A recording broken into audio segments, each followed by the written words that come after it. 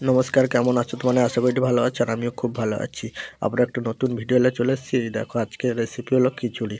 তো পাঁচ ফোড়ন ওদিকে তেলে ভাজছি, এইদিকে দেখো আলু ভাজছি, আদা রসুন টমেটো, এদিকে পেঁয়াজও দিয়ে দিচ্ছি, পেঁয়াজও ভাজা চলছে, ঠিক আছে।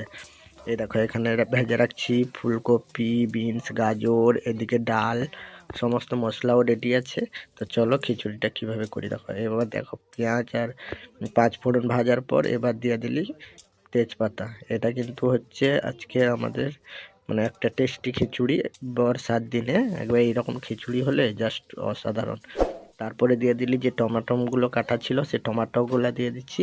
এবার দেখো একটা গুঁড়ো মশলার পেস্ট করলে এটি এখানে লঙ্কা আর হলুদ দেওয়া, হ্যাঁ, জল দেওয়া, এটাকে গুলি নেবো। আর যে সেই কাটা ধনে পাতাটা থাকলো না, সেটাও দিয়ে দিচ্ছি, কাটা ধনে পাতাগুলো, ঠিক আছে। এবার সেই লঙ্কা আর হলুদের যে জলটা করে রাখছিলি সেটা দিয়ে মশলাটাকে এবার ভালো করে কষিব। ভালো করে মশলাটাকে যতক্ষণ না মানে লঙ্কা হলুদের কাঁচা গন্ধটা যায় ততক্ষণ কষিব। এই দেখো জল দিয়ে দিয়েছি মশলার, যতটা পরিমাণে জল লাগবে। এই দেখো হাঁড়ির মধ্যে মশলাটা দিয়ে দিচ্ছি, আর দিয়ে করে ভালো করে ফুটাই দিই।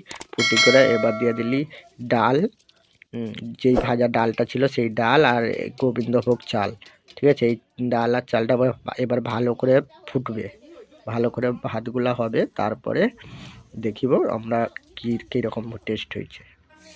এই দেখো মোটামুটি খিচুড়ি কমপ্লিট। এই দেখো খিচুড়িটার কালার দেখো, দেখছো। এইদিকে বেগুনি, মাছ ভাজা, খিচুড়ি, এই যে সবাই খাচ্ছি রাত্রিবেলা জমিয়ে। ও সেই স্বাদ হয়েছে। এই দেখো সবাই খাচ্ছে, দেখছো, সেই স্বাদ।